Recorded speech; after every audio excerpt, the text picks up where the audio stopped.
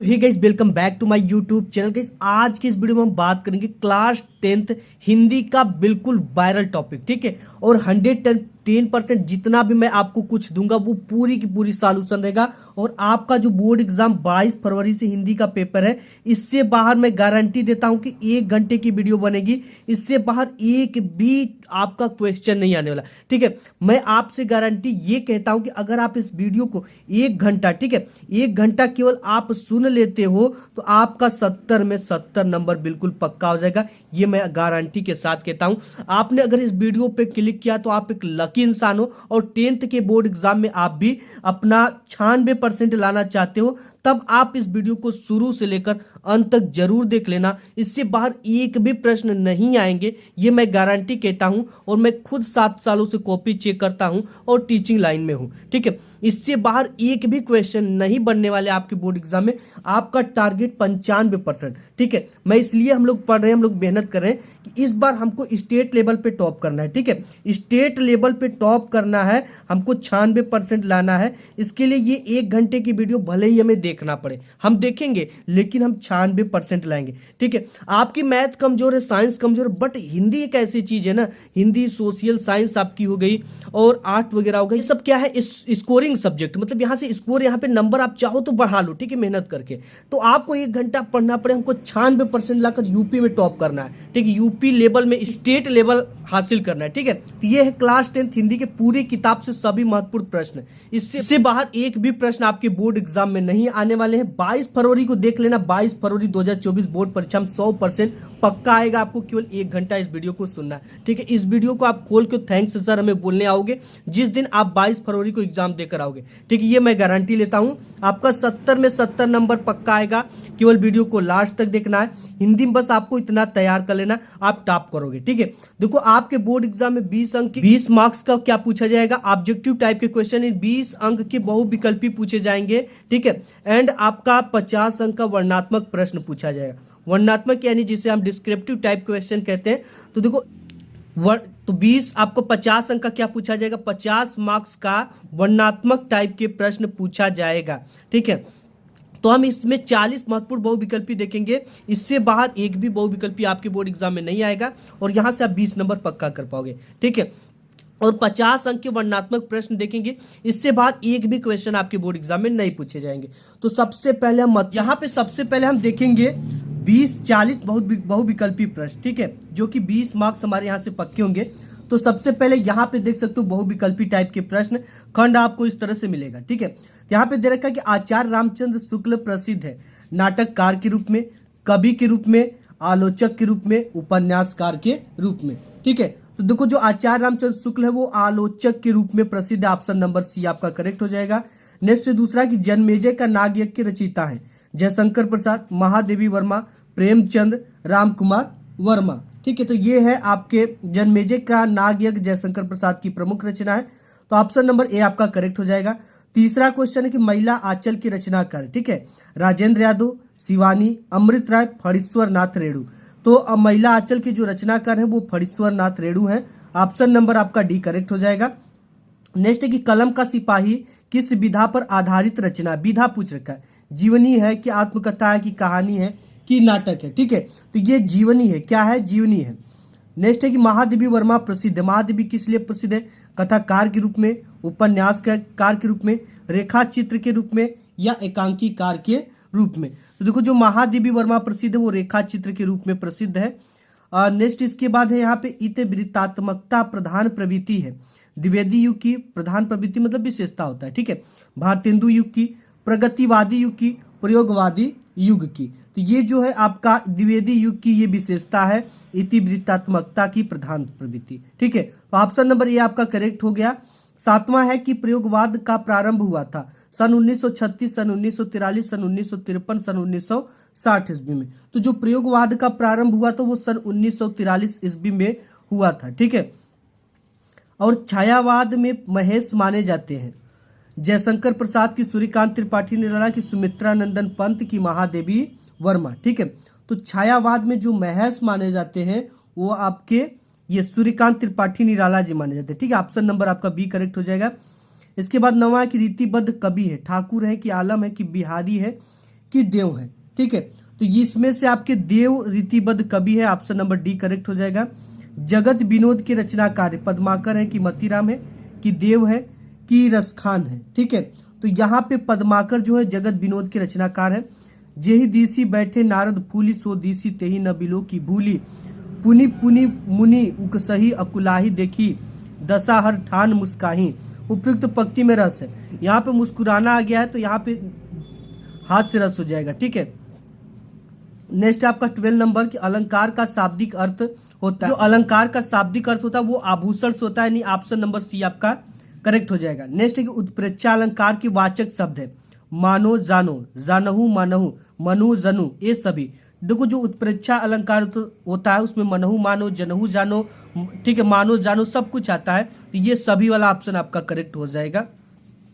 Next है कि उपसहार में उपसर्ग है। ठीक है, तो यहाँ पे उप लगा हुआ है उपसर्ग, तो ऑप्शन नंबर आपका बी करेक्ट हो जाएगा। नेक्स्ट देख लेते हैं, आपका 15 नंबर है कि क्रिसमस 25 दिसंबर को मनाया जाता है, वाक्य का कर्तृवाच्य परिवर्तन है। ठीक है, यानी कि क्रिसमस 25 दिसंबर को मनाएंगे, क्रिसमस 25 दिसंबर को मनाया जाएगा, क्रिसमस 25 दिसंबर को मनाते हैं, क्रिसमस 25 दिसंबर को मनाया गया। ठीक है, तो यहाँ पे आपको टेंस देखना, ये ता है, ती है, प्रेजेंट यानी वर्तमान काल की बात हो रहा है, तो यहाँ पे क्रिसमस 25 दिसंबर को मनाते हैं, ऑप्शन नंबर ये आपका सी करेक्ट हो जाएगा। ठीक है, एंड आपका 16 नंबर की चंद्रशेखर पद में समास है द्वंद्व समास, द्विगु समास, बहुव्रीहि समास, तत्पुरुष समास। ठीक है, अब देखो चंद्रशेखर मतलब कि जिसके मतलब शिखर पे, ठीक है, चंद्रमा हो, अर्थात वो कौन होते हैं, भगवान शंकर जी के शिखर पे चंद्रमा है, तो यहाँ पे कौन सा, ये तो आपका ये बहुव्रीहि समास होगा। ठीक है, कौन सा समास होगा, बहुव्रीहि समास, तो ये आपको तैयार कर लेना। ठीक है, चंद्रशेखर में चंद्रमा है जिसके शिखर पर बहुव्रीहि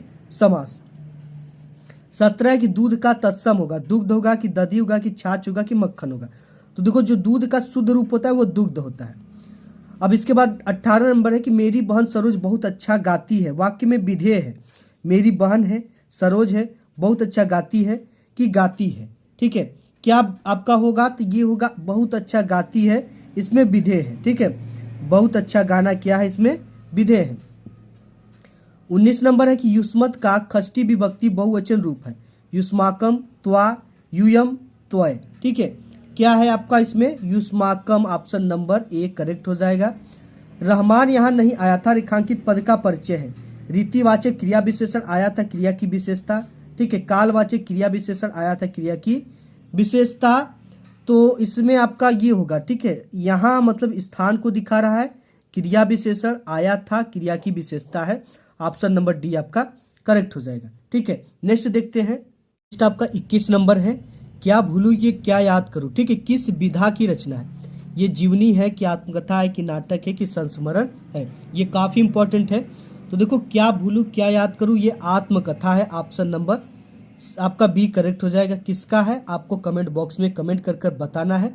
ठीक है, हरिवंश राय बच्चन जी का है, अनंत प्रकाश के लेखक है, जयप्रकाश भारती अनंत प्रकाश के लेखक है। आपका फिर 23 नंबर की बाण भट्ट की आत्मकथा किस विधा की रचना है। ठीक है, ऐसा क्वेश्चन 2-3 ठो देता है, नाटक है कि उपन्यास है कि जीवनी है कि आत्मकथा है, तो ये आपका उपन्यास है। बाण भट्ट की जो आत्मकथा है, ये मत की आत्मकथा हो तो इसी में आत्मकथा है तो आपको इस पे मार देना, ये उपन्यास है। ठीक है, इस चीज का ध्यान रखना, बहुत सारे बच्चे ऐसे गलती करते, यहाँ पे देखिए आत्मकथा और यहाँ पे देखिए आत्मकथा, इसको मार दिए करेक्ट, तो ऑप्शन नंबर बी आपका करेक्ट हो जाएगा। एंड देखते हैं 24 नंबर क्वेश्चन। 24 नंबर है कि निम्नलिखित में संस्मरण लेखक है, महादेवी वर्मा, जयशंकर प्रसाद, डॉक्टर नगेंद्र, प्रताप नारायण मिश्र जी। ठीक है, तो इसमें जो महादेवी वर्मा है वो संस्मरण की लेखिका है, काफी फेमस है। और इसके बाद 25 नंबर उपन्यास सम्राट माने जाते हैं श्याम सुंदर दास, मुंशी प्रेमचंद, जयशंकर प्रसाद, महादेवी वर्मा। ठीक है, तो देखो जो सम्राट उपन्यास माने जाते हैं वो मुंशी प्रेमचंद सब ये माने जाते हैं उपन्यास के सम्राट। ठीक है, 26 नंबर है कि रीति मुक्त कवि है, देव है कि मतीराम है कि आलम है कि कबीरदास जी है, तो आप ऑप्शन नंबर सी जो है आपका आलम, ये करेक्ट हो जाएगा। नेक्स्ट है कि गागर में सागर भरना सूक्ति किस कवि के लिए प्रसिद्ध है। ठीक है, कबीर के लिए कि तुलसीदास के लिए कि सूरदास के लिए कि बिहारी के लिए, तो गागर में सागर भरना ये उक्ति बिहारी जी के लिए प्रसिद्ध है। ठीक है, क्योंकि ये छोटी सी रचना में ही बहुत कुछ कह देते थे।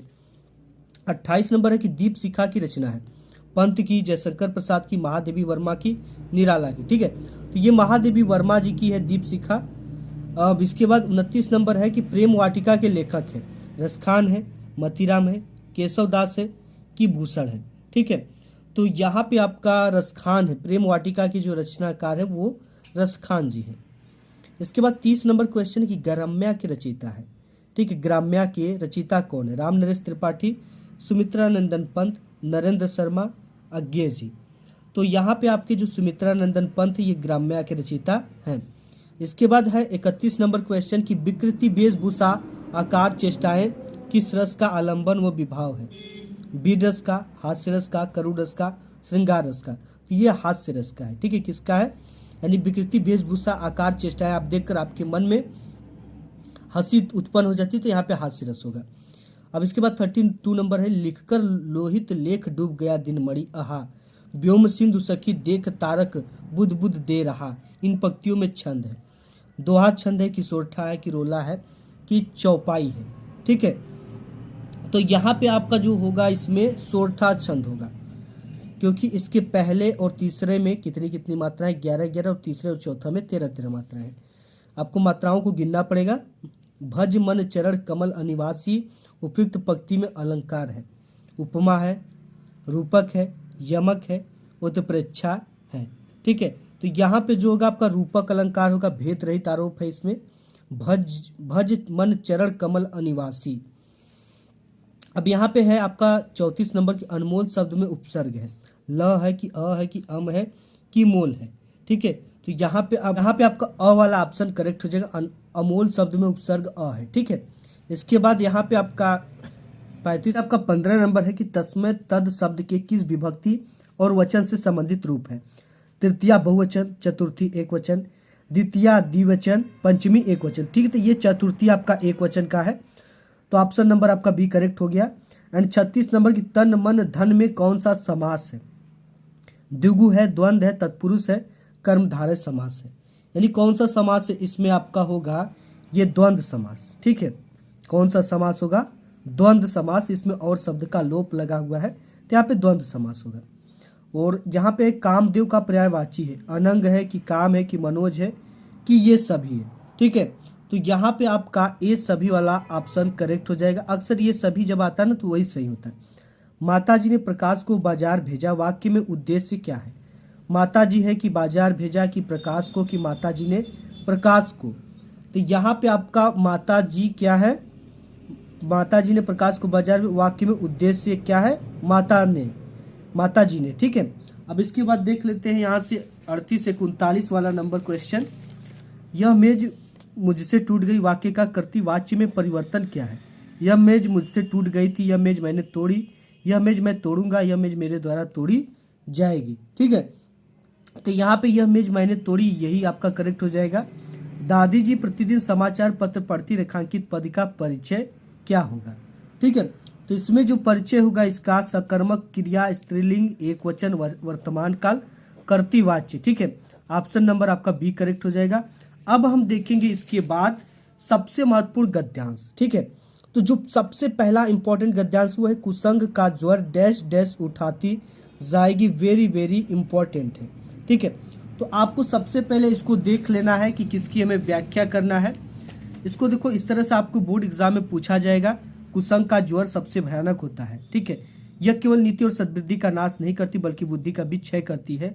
किसी युवा पुरुष की संगति यदि बुरी होगी तो उसके पैरों में बंधी चक्की के समान होगी, जो उसे दिन व दिन अवनति के गड्ढे में गिराती जाएगी, और यदि अच्छी होती तो सहारा देने वाली बाहु के समान होगी, जो उसे निरंतर उन्नति की ओर उठाती जाएगी। तो यहाँ पे हम शुरुआत की 1 से 2 अक्षर लिया। कुसंग का ज्वर डैश डैश उठाती जाएगी। ठीक है, उठाती जाएगी। इससे एग्जामिनर को ये पता चलता है कि आपने कौन सा ये गद्यांश हल किया, क्योंकि आपके बोर्ड एग्जाम में एक गद्यांश देगा, एक अथवा करके देता है। ठीक है, तो हम सभी का इसमें आंसर देखेंगे। तो सबसे पहले इसको हम आंसर शीट पे देखते हैं कि कैसे आपको बोर्ड एग्जाम में लिखकर इसके लिए आना है। ठीक है, यहाँ पे खंड ब डालना है। खंड ब में हम वर्णात्मक टाइप के प्रश्न देखते हैं। ठीक है, जैसे यहाँ पे हमारे क्या हिंदी की पेपर है, जैसे आप इसको देख सकते हो। तो यहाँ पे जो आपका ये यहाँ से आ जाता है खंड ब वर्णात्मक टाइप के प्रश्न। ठीक है, और बोर्ड एग्जाम में ये 6 नंबर का आपके पूछा जाएगा और इसका आपको आंसर लिखना पड़ेगा। ठीक है, तो ये है कुसंग का ज्वर, इसी का हम व्याख्या करने वाले हैं।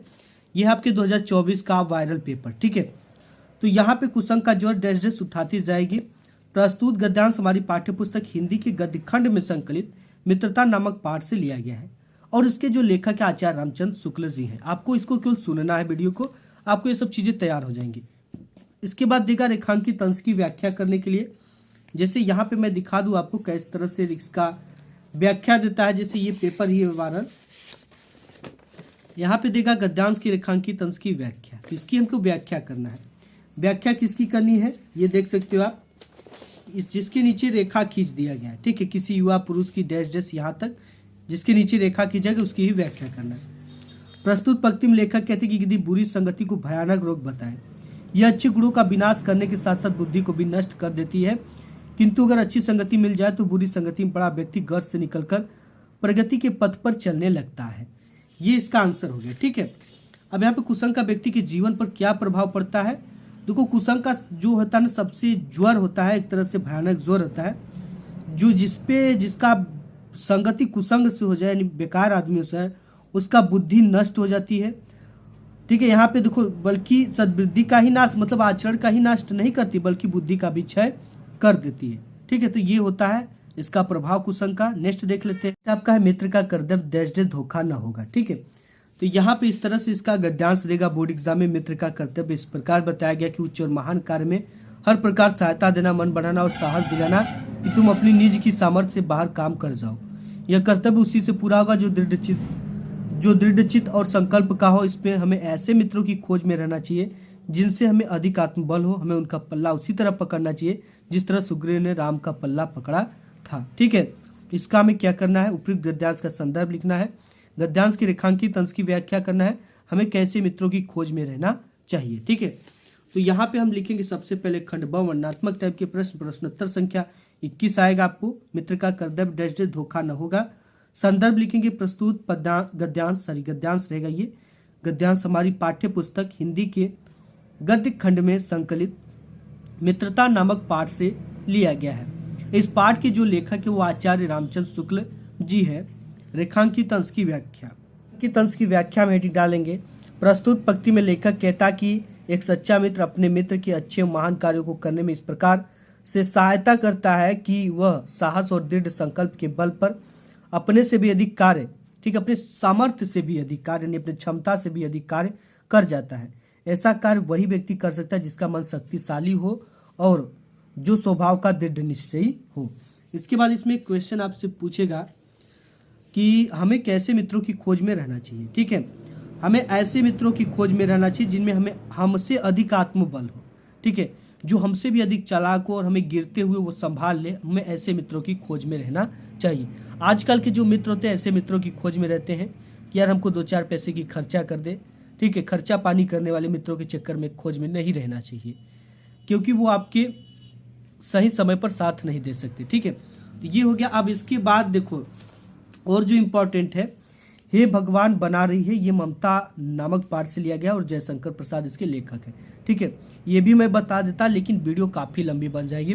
नेक्स्ट पार्ट जब बनेगा ना तो इन्हीं सब चीजों को हम बना देंगे, ठीक है। और ये दोनों अगर आप तैयार कर लेते हो तो ये दोनों जरूर आएंगे। यह एक नैतिक डैश डैश आवश्यक हो गया भारतीय संस्कृति, डॉक्टर राजेंद्र प्रसाद, इसको टिक कर लेना, इसको तैयार कर लेना, ठीक है। आज विज्ञान डैश डैश उपयोग को नियंत्रित भी, इसको भी तैयार कर लेना। जो तरुण संसार डैश डैश बना रही क्या लिखूं पद्मलाल पुन्नालाल बख्शी को भी तैयार कर लेना। ईर्ष्या से बचने का डैश डैश कम कर देगा, ईर्ष्या तू नहीं गई मेरे मन से, इसको भी तैयार कर लेना। रामधारी सिंह दिनकर जी का है। मानव मन सदा काम करती रहती, पानी में चंदा और चांद पर आंध भी जयप्रकाश भारती जी का है, ठीक है। अब इसके बाद आ जाता है आपका महत्वपूर्ण पद्यांश। महत्वपूर्ण पद्यांश में अभिगत गति कछु कहत न आवे, ठीक है, डैश डैश पद गावे सूरदास जी का है। इसका हम देख लेते हैं आंसर शीट पे व्याख्या कैसे करना है आपको। यहाँ पे डालना प्रश्नोत्तर संख्या 22, अभिगत गति डैश डैश पद गावे। प्रस्तुत पद्यांश हमारी पाठ्य पुस्तक हिंदी काव्य खंड में संकलित पद शीर्षक के सूर सागर से लिया गया है। इसके रचयिता सूरदास जी हैं। रेखांकित अंश की व्याख्या प्रस्तुत पंक्ति में कभी सूरदास जी कहते हैं कि निराकार ब्रह्म की सत्ता अज्ञात है, शब्दों में उसका वर्णन नहीं किया जा सकता है। जिस प्रकार गूंगा व्यक्ति मीठे फल का रस तो मिलता है और वह उसे परम संतोष भी मिलता है, किंतु वाणी से व्यक्त नहीं कर सकता है। ये हो गया, ठीक है। अब इसके बाद एक क्वेश्चन आपको देगा जो कि मैं आपको यहाँ पे दिखा दूं। ये रहा, ठीक है। अभिगत गति कछु कहत न आवे, ज्यों गूंगे मीठे फल को रस अंतर्गत ही भावे, परम स्वाद सबकी सुनिरंतर अमित तोष उपजावे, ठीक है। हमने रेखांकित अंश की व्याख्या कर दी। अगम अगोचर से क्या तात्पर्य स्पष्ट करना है, ठीक है, जो इसमें आया हुआ है। अगम देखो, मन वाणी को अगम अगोचर, ठीक है, मतलब कि वो चीजों को अंतर आत्मा में उसका रस लेकर, उसके परम स्वाद को लेकर संतुष्ट भी हो जाता है, लेकिन वो अगम अगोचर है, यानी उसकी व्याख्या करने में वो समर्थ नहीं है। प्रस्तुत पंक्ति में कौन सा रस है, ठीक है, आपको कमेंट बॉक्स में कमेंट करके बताना है कि इस पंक्ति में कौन सा रस होगा। अब इसके बाद नेक्स्ट है आपका, चरण कमल बंदो हरिराई, जा की कृपा पंगु गिरे, लंघ है अंधे को सब कुछ। हमने अभिगत गति देख लिया। निर्गुण कौन देश को वासी डैश डैश मति नासी, ठीक है, तो आपको इसको तैयार कर लेना। एंड रानी मैं जानी अजानी, ठीक है, इसको हम देख लेते हैं आपको कैसे लिखना है बोर्ड एग्जाम में। तो यहाँ पे हमने लिख रखा है, तो प्रश्नोत्तर संख्या 22, ठीक, रानी मैं जानी अजानी बनवास दियो, प्रस्तुत पद्यांश हमारी पाठ्य पुस्तक, ठीक है, लिखना है। हिंदी के पद्यखंड में संकलित वनपथ पर नामक पाठ से लिया गया। इस पाठ के रचयिता गोस्वामी तुलसीदास जी हैं। अब रेखांकित अंश की व्याख्या करना है। प्रस्तुत पंक्ति में कवि कहते हैं कि राम लक्ष्मण और सीता जब वन पथ पर आगे बढ़ रहे थे, तब उन्हें देखकर गांव के नर नारी आपस में बात कर रहे थे कि ऐसे मन को हरण करने वाली मूर्तियों को बिछुड़ जाने पर पता नहीं इनके प्रेमी, यानी जो इनसे प्रेम करते जहाँ पे रहते हैं, कैसे जीवित हैं। हे सखी, ये राजकुमार आंखों में रहने योग्य हैं, भला इन्हें किस निष्ठुर ने वनवास दिए हैं, ठीक है। तो ये पूरी की पूरी व्याख्या हो गई। अब इसके बाद एक बहुत ज्यादा इंपॉर्टेंट है, चरण कमल बंदो हरिराई, ठीक है, ये काफी बार आया हुआ है आपके बोर्ड एग्जाम में, जितना कि हम कल्पना नहीं कर सकते, ठीक है। चरण कमल बंदो हरिराई वाला तरह से पद्यांश देगा, ठीक है, यहाँ से दूसरा वाला पद्यांश है। चरण कमल बंदो हरिराई, जाकी कृपा पंगु गिरे, लंघ अंधे को सब कुछ दर्शाई, बहरो सुनी गुंग पुनी, बोले रंग चले सिर छत धराई, सूरदास स्वामी करुणा नय, बार बार बंदो तिहि पाई, ठीक है। इसका हमें संदर्भ लिखना है, ठीक है, और इसके रेखांकित अंश की व्याख्या और 2-3 क्वेश्चन देता है एक ठो। चरण कमल डैश डैश तिहि पाई, प्रश्नोत्तर संख्या। संदर्भ प्रस्तुत गद्यांश हमारी पाठ्य पुस्तक हिंदी के काव्य खंड के पद नामक पाठ से लिया गया है। इस पाठ के जो रचयिता है वो सूरदास जी हैं। रेखांकित अंश की व्याख्या, मैं उस ईश्वर के कमलवत चरणों की वंदना करता हूँ जिनकी कृपा से, ठीक है, जिनकी कृपा से लंगड़ा व्यक्ति पर्वत पर चढ़ जाता है, अंधे को सब कुछ दिखाई देने लगता है, बहरा व्यक्ति सुनने लगता है, गूंगा व्यक्ति बोलने लगता है और निर्धन व्यक्ति सिर पर छत धारण करके चलने लगता है, ठीक है। अब यहाँ पे है क्वेश्चन है, रेखांकित अंश में कौन सा अलंकार है, ठीक है, ये आपको कमेंट बॉक्स में कमेंट करके बताना है। अगर आप पूछते हो तो मैं इसका कमेंट बॉक्स में आंसर दूंगा, ठीक है। उपयुक्त गद्यांश का संदर्भ लिखना है, गद्यांश के रेखांकित अंश की व्याख्या करना है, वही चीजें हो गई। अब इसके बाद हम नेक्स्ट इसमें देख लेते हैं और क्या है। रूपसी तेरा घन केस पास, ठीक है, इसको भी तैयार कर लेना। ये हिमालय से वर्षा सुंदरी के प्रति महादेवी वर्मा जी का है। अतुलनीय जिनके प्रताप का साक्षी, ठीक है, रण गर्जन स्वदेश प्रेम राम नरेश त्रिपाठी जी का। हमने वायरल पेपर में इसको करा दिया है, सब कुछ करा दिया हुआ है, तो आप इसको भी तैयार कर लेना, ठीक है। नेक्स्ट देख लेते हैं। इसके बाद है सबसे महत्वपूर्ण जीवन परिचय, ठीक है। जीवन परिचय पहला है लेखक जयशंकर प्रसाद जी का, काफी इंपॉर्टेंट है और ये आपके बोर्ड एग्जाम में आएगा, ठीक है। अगर आप कहोगे तो इस सब चीजों को मैं आपको इसका इंपॉर्टेंट दे दिया हूं, ठीक है, 5 जीवन परिचय जहां से आप तैयार कर सकते हो। तो जयशंकर प्रसाद जीवन परिचय। जयशंकर प्रसाद का जन्म काशी के एक प्रतिष्ठित वैश्य परिवार में सन 1889 ईस्वी में हुआ था। इनके पिता का नाम देवी प्रसाद तथा माता जी का नाम मुन्नी देवी था।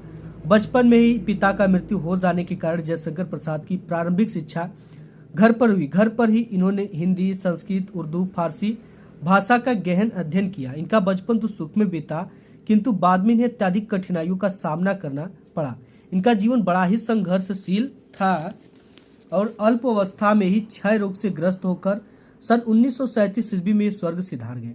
इनकी प्रमुख रचनाएं कामयानी है, लहर है, तितली है, झरना है इत्यादि है, ठीक है। और नेक्स्ट देख लेते हैं आचार्य रामचंद्र शुक्ल का जीवन परिचय कैसे लिखना है। आचार्य रामचंद्र शुक्ल का जीवन परिचय, आचार्य रामचंद्र शुक्ल हेडिंग डाल लेना ऊपर। जीवन परिचय, हिंदी के प्रमुख साहित्यकार आचार्य रामचंद्र शुक्ल का जन्म सन 1884 ईस्वी में बस्ती जिले के अगोना नामक ग्राम में हुआ था। ठीक है। इनके पिता का नाम चंद्रबली शुक्ल तथा माता जी का नाम विभासी था। इनकी प्रारंभिक जो शिक्षा हुई थी वो हमीरपुर में हुई थी। 1921 ईस्वी में मिर्जापुर की मिशन स्कूल से हाई स्कूल की इन्होंने परीक्षा उत्तीर्ण की। गणित में कमजोर होने के कारण इंटर की परीक्षा नहीं दे सके। कुछ दिनों तक नागरी प्रचारिणी सभा के पत्रिका का संपादन किया। श्वास का दौरा पड़ने के कारण सन 1941 ईस्वी में, ठीक है, इनका निधन हो गया। और इनकी रचनाएं है रस मीमांसा, चिंतामणि, त्रिवेणी, विचार, विधि। ठीक है। नेक्स्ट देख लेते हैं। एक रामधारी सिंह दिनकर का आपको तैयार कर लेना है। कवि परिचय में है तुलसीदास, महादेवी वर्मा, सुमित्रानंदन पंत, मैथिली शरण गुप्त। ठीक है। तो ये तुलसीदास का तो हम पेपर में देख चुके हैं, महादेवी वर्मा का भी देख चुके हैं। आज की इस वीडियो में हम मैथिली शरण गुप्त का देख लेते हैं। ठीक है, क्योंकि इन सभी का हमने देख लिया ऑलरेडी। मैथिली शरण गुप्त जी जीवन परिचय। राष्ट्रकवि माने जाने वाले कवि मैथिली शरण गुप्त का जन्म 1886 ईस्वी में चिरागांव जिला झांसी में हुआ था। इनके पिता का नाम सेठ रामचरण गुप्त तथा माता जी का नाम काशीबाई था। काव्य रचना की ओर बाल्यावस्था से इनका झुकाव था। आचार्य महावीर प्रसाद द्विवेदी की प्रेरणा से इन्होंने हिंदी काव्य की नवीन धाराओं को पुष्ट कर उसमें अपना विशेष स्थान बना लिया था। इनकी कविता में देशभक्ति एवं राष्ट्र प्रेम की भावना प्रमुख होने के कारण इन्हें हिंदी संसार ने राष्ट्र कवि का दर्जा दिया और इनका सम्मान दिया गया। ठीक है। राष्ट्रपति ने इन्हें संसद सदस्य भी मनोनीत किया था। भारत माता से प्रेम करने वाले भारत माता की इस महान पुत्र का निधन सन 1964 ईस्वी में हो गया। इनकी प्रमुख रचनाएं साकेत, यशोधरा, भारत भारती, पंचवटी इत्यादि इनकी प्रमुख रचनाएं हैं। तुलसीदास जी का इसमें देख लेते हैं, जो कि आएगा आपके बोर्ड एग्जाम में। गोस्वामी तुलसीदास जीवन परिचय। गोस्वामी तुलसीदास जी का जन्म संवत 1554 ईस्वी को बाधा जिले के राजापुर नामक गांव में हुआ था। इनके पिता का नाम आत्माराम दुबे तथा माता जी का नाम हुलसी था। इनका बचपन का नाम राम बोला था। ये सरयू पारिण ब्राह्मण थे। इनके माता पिता इन्हें बचपन से ही त्याग दिए थे। तब स्वामी नरहरि दास ने इनका पालन पोषण किया था। इनका विवाह रत्नावली से हुआ था। ये अपनी पत्नी के प्रेम में बहुत ही अनुरक्त रहते थे, लेकिन पत्नी के डांट के कारण इनके मन में वैराग्य उत्पन्न हो गया। एंड यहाँ पे और ये काशी चले गए। इनका जीवन काशी, अयोध्या और चित्रकूट में अधिक बीता। इनकी मृत्यु संवत 1680 ईस्वी काशी के 80 घाट पर हुई थी। रचनाएं इनकी प्रमुख रामचरितमानस, विनय पत्रिका, गीतावली, दोहावली, विनय पत्रिका इनकी प्रसिद्ध रचनाएं हैं। ठीक है।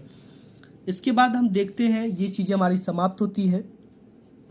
ये बोर्ड एग्जाम में आपका 5 नंबर का आता है। ठीक है, जिसमें 3 नंबर जीवन परिचय लिखने का एंड 2 नंबर इनकी प्रमुख रचनाओं का उल्लेख करने का। ये भी 5 मार्क्स का आता है। इसमें भी 3 नंबर जीवन परिचय लिखने का प्लस 2 नंबर इनकी प्रमुख रचनाओं का उल्लेख करने के लिए आता है। सबसे महत्वपूर्ण संस्कृत गद्यांश। ठीक है, इससे बाहर एक भी गद्यांश आपके बोर्ड एग्जाम में नहीं आने वाले हैं। ऐसा नगरी डैश डैश कार्यतः वाराणसी नामक चैप्टर से लिया गया है। इसका आपको संदर्भ लिखने के लिए आएगा 2 नंबर का एंड 3 नंबर का आपको हिंदी में अनुवाद करने के लिए आएगा। यहाँ से आप 5 नंबर बटोरने वाले हो। ठीक है, तो आइए हम देख लेते हैं एक एक चीजों को। ये आपके बोर्ड एग्जाम में ऐसा नगरी इस तरह से देगा। ठीक है, ऐसा नगरी भारतीय संस्कृत संस्कृत भाषा यस्य केंद्र स्थलम अस्ति इत इव एवं संस्कृत वांग्मय यस्य संस्कृतेश्च आलोकः सर्वत्र प्रसृता मुगल युवराज दारासिकोः अत्रागत्य भारतीय दर्शनम शास्त्राणाम अध्ययनम अकरोत् स तेषां ज्ञानम तः प्रभावित अभवत यह तेन उपनिषदाम अनुवादम फारसी भाषायां कारितः। ठीक है, वेरी वेरी इंपॉर्टेंट है। तो इसका हमको बोर्ड एग्जाम में आंसर कैसे लिखना, प्रश्नोत्तर संख्या ऐसा नगरी डैश डैश कारितः, शुरुआत के 1 से 2 अक्षर, अंतिम के 1 से 2 अक्षर, संस्कृत गद्य तो संस्कृत गद्य। संदर्भ लिखेंगे, प्रस्तुत गद्यांश हमारी पाठ्य पुस्तक हिंदी के संस्कृत खंड में संकलित वाराणसी नामक पाठ से लिया गया है। हिंदी अनुवाद में लिखेंगे, यह नगरी भारतीय संस्कृति और संस्कृत भाषा का केंद्र स्थल है। यहीं से संस्कृत साहित्य और संस्कृत का प्रकाश सब जगह फैला था। मुगल युवराज दारासिको ने यहाँ आकर भारतीय दर्शन शास्त्रों का अध्ययन किया था। वह उनके ज्ञान से ऐसा प्रभावित हुआ कि उसने उपनिषदों का अनुवाद फारसी भाषा में करा दिया। ठीक है, तो यहाँ से एक चीज आपका कंप्लीट हो गई। अब नेक्स्ट इसमें क्या है, अस्माकम संस्कृति डैश डैश चेती, जो कि भारतीय संस्कृति पाठ से लिया गया है। इसमें भी आपको संदर्भ लिखने का 2 नंबर एंड हिंदी में अनुवाद करने का 3 नंबर मिलता है। तो आइए हम इसको भी देख लेते हैं। ठीक है, कैसे आपको करना है। यहाँ पे हम देख लेते हैं अस्माकम संस्कृति। ठीक है, तो इस तरह से हमने बताया कि आपकी बोर्ड एग्जाम में आएगा अस्माकः संस्कृति सदा गतिशील वर्तते। ठीक है, तो इस तरह से आपको व्याख्या करना है। अस्माकः संस्कृति दृढ़ता चेती। ठीक है, प्रस्तुत संस्कृत गद्यांश हमारी पाठ्यपुस्तक हिंदी के संस्कृत खंड में संकलित भारतीय संस्कृति नामक पाठ से अवतरित है, यानी लिया गया। इसमें भारतीय संस्कृति के आदर्शों को वर्णन किया गया है। हिंदी में अनुवाद हमारी संस्कृति सदा गतिशील है, मानव जीवन को संस्कारित करने की यह समय समय पर नई नई विचारधाराओं को स्वीकार करती है और यह शक्ति प्राप्त करती है। यह हठ नहीं करती है, यानी यह किसी भी जो कि लाभदायक हो, लोगों की हित वाली चीजें उसे स्वीकार कर लेती बिना हट के। इसकी गतिशीलता का रहस्य मानव जीवन में सदा रहने वाले आदर्शों जैसे कि सत्य की प्रतिष्ठा, ठीक है, और सभी यहाँ पे है सभी प्राणियों में समभाव, विचारों में उदारता और आचरण में दृढ़ता में निहित है। इस तरह से आपको व्याख्या करनी है। इसके बाद है आपका एकदा बहुवा देश दास्याम नागरिका बहुल काल दत्तानी।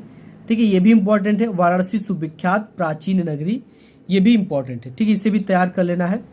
सबसे महत्वपूर्ण संस्कृत पद्यांश में है सर्वे भवन्तु सुखिनः सर्वे सन्तु निरामयी सर्वे भद्राणि पश्यन्तु मा कश्चित् दुर्भाग् भवेत् है। इसके बाद बंधन मरणम वापी जय वापी पराजय उभयत समो वीर भावो ही, वीरता वाला चैप्टर है।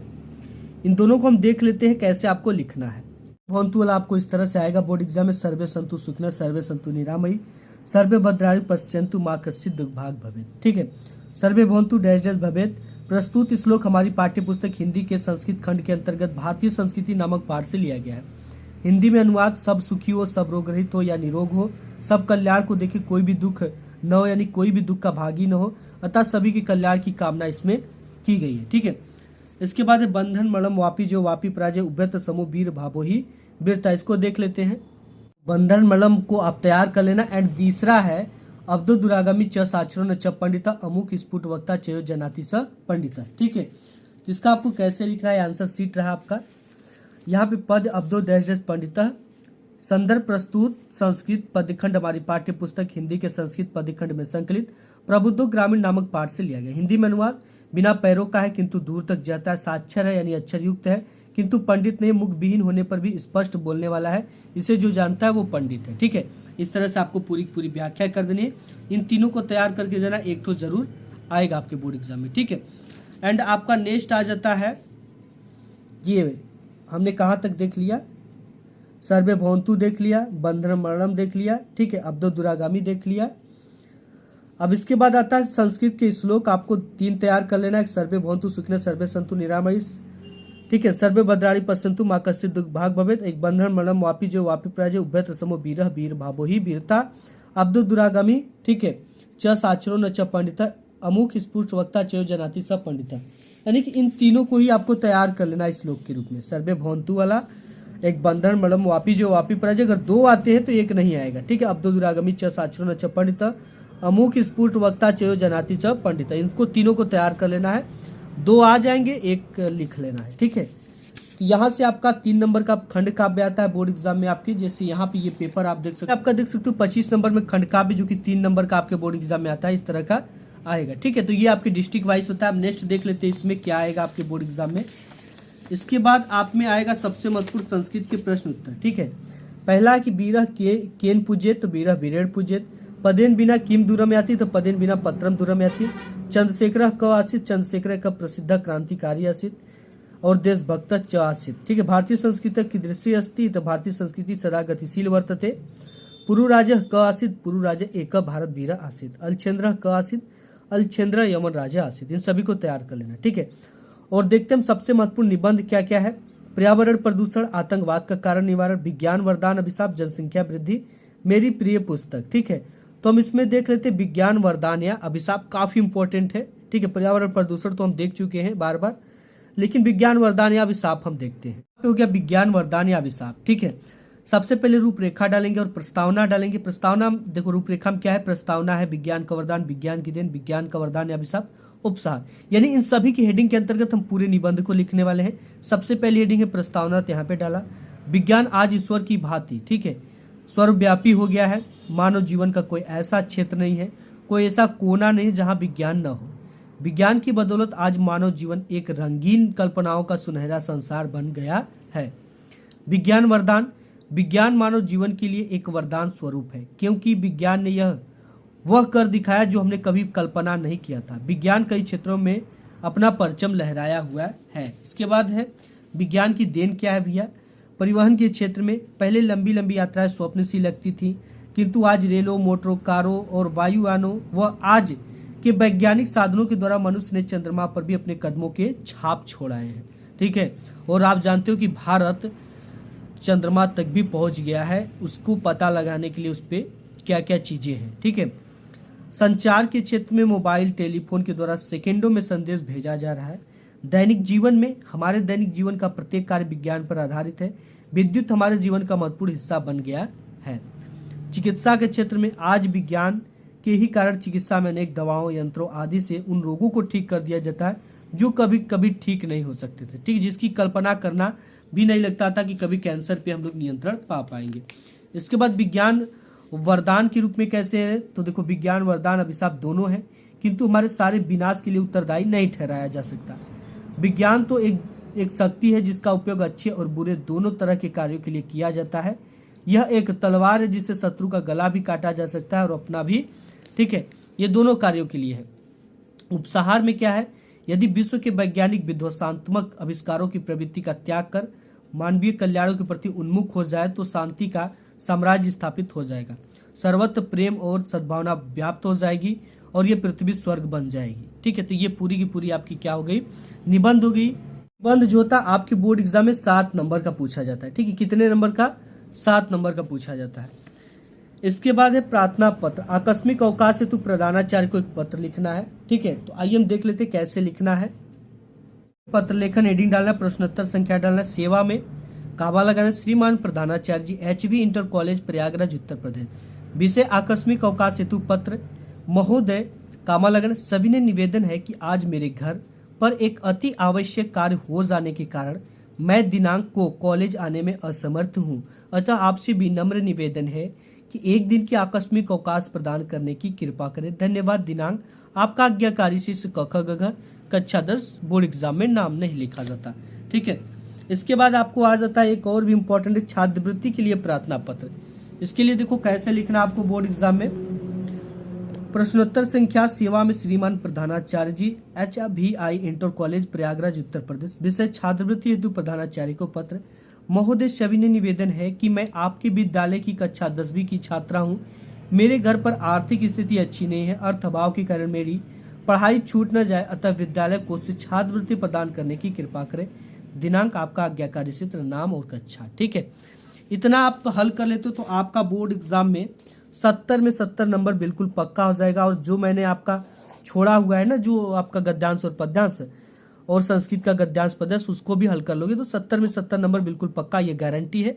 आज की इस वीडियो में बस इतना ही। वीडियो पसंद आया तो लाइक जरूर करिएगा, अपने मित्रों अपने फ्रेंडों में शेयर करिएगा। मिलूंगा एक नेक्स्ट वीडियो में, तब तक के लिए धन्यवाद।